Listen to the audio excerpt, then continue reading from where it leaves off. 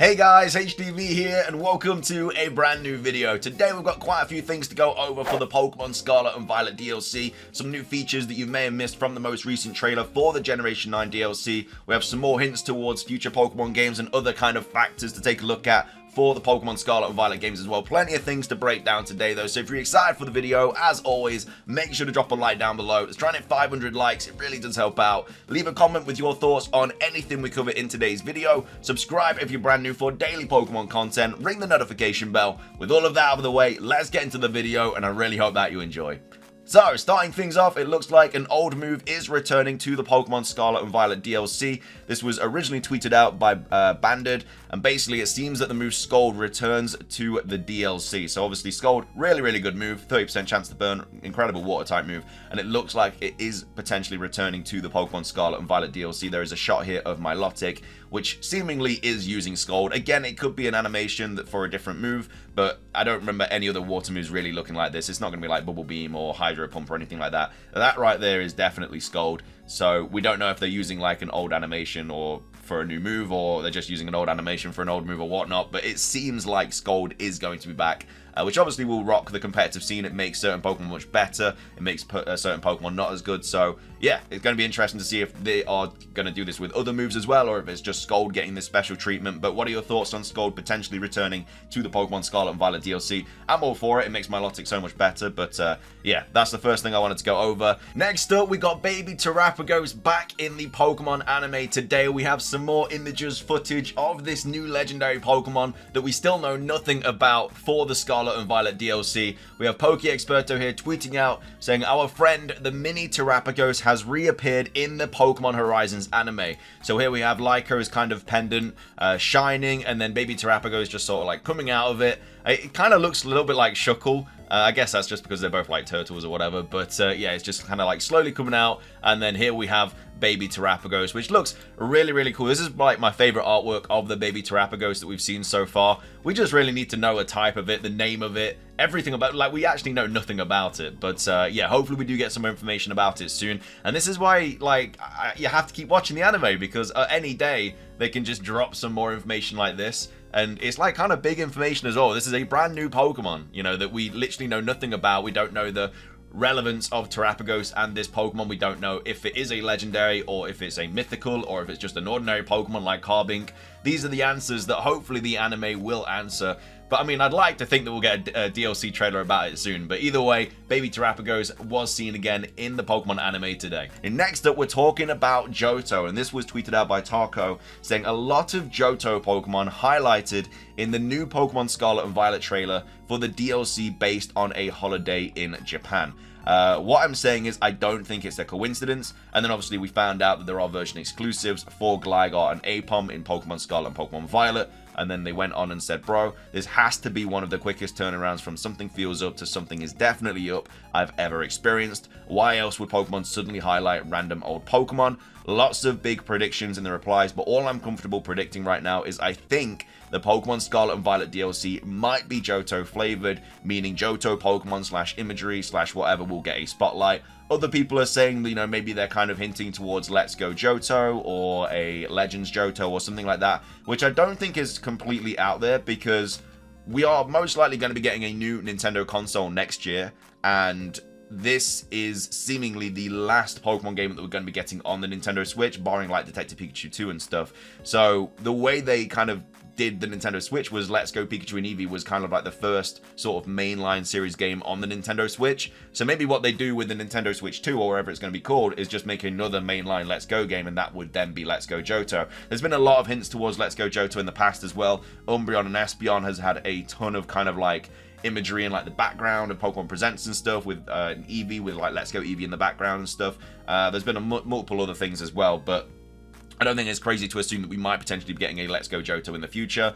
I don't know how I would feel about it. I think I'd only be happy with a Let's Go Johto if we had another game as well. Like if we had Let's Go Johto and then also like Gen 5 remix or something. I don't think Let's Go is big enough to kind of hold people excited about Pokemon for like a whole year.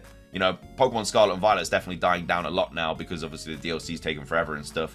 and that's a massive new open world game. Let's Go Pikachu and Eevee, well, Let's Go Johto, I don't think would have the same kind of pull, so I don't know if they would survive from like November till like January or February. We'd have to wait and see. But yeah, potentially could be seeing a Let's Go Johto game in the future. We also have Soul Silver talking about this as well, saying I was going to tweet this out tomorrow, but since I've seen so many other people suggesting it, there's a lot of precedence for these two to get some special treatment in the Pokemon Scarlet and Violet DLC. Obviously talking about Aipom and Gligar. Maybe they both get 2 new branched evolutions, or maybe even paradoxes based off them, like the T-Tar and Salamence lines, which, again, it's interesting that they did highlight these two, because originally in Pokemon Scarlet and Violet, they highlighted Larvitar and Bagon as version-exclusive Pokemon, and they obviously both got paradox forms, Roaring Moon and Iron Thorns, and now we're getting Gligar and Aipom being kind of showed off as version exclusive Pokemon, so potentially they could also get paradox forms as well. Like I say, paradox Aipom, Ambipom I could definitely see being like a futuristic sort of monkey thing, and then Gligar, or Gliscor should I say, could definitely see that having like a prehistoric kind of background. It already looks kind of like a prehistoric kind of creature, so yeah, I don't know, I think Ambipom and Gliscor would be really cool to get these paradox forms. They also both get an evolution in Gen 4 as well, so we'll have to wait and see, but definitely interesting that they singled these out. Why would they single out just these two as the version exclusives? Also, a lot of Gen 2 Pokemon have gotten more love in Legends Arceus and Scarlet and Violet, so 50-50 chance, but either way, it's fun to think about. So that's all the kind of Johto representation. We also have this as well from Jan, saying the existence of Johto Wooper clearly suggests that Kitakami is far, far away from Paldea, as neighboring maps likely won't have that much of a difference in the regional habitat. Galarian forms can still show up in both Isle of Armor and Crown Tundra, but Kitakami is clearly not Paldea anymore. I mean, they've even said that, to be fair. They've even said that, you know, we're leaving Paldea and we're going to a new location. Will we get new regional forms in Kitakami? All I am sure of is that we won't get Paldean forms in Kitakami, as Kitakami is clearly not Paldea anymore. Will we get Kitakami forms? That's going to be another question. Maybe there will be totally new Pokemon in Kitakami.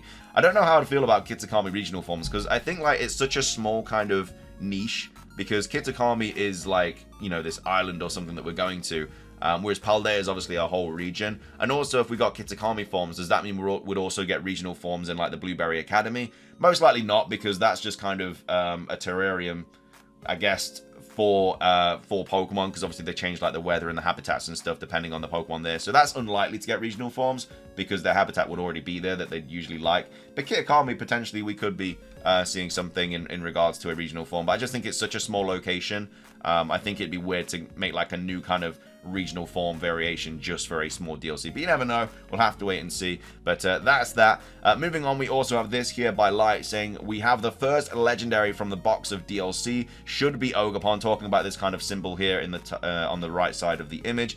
If this is the case, we are missing 3. Happy to know that there will be more legendaries apart from the ones we already know. So this is what he's talking about here. So this image is obviously the one that we're talking about in the top left of the Hidden Treasure of Area 0 DLC, and that is the exact same image there. So we have that. This one, they're saying, could be from Superior, saying the Loyal 3.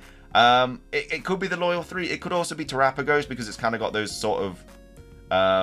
I guess the shape, and it could be like the shape of the Terapagos' back, but it does look more likely it could be the Loyal 3.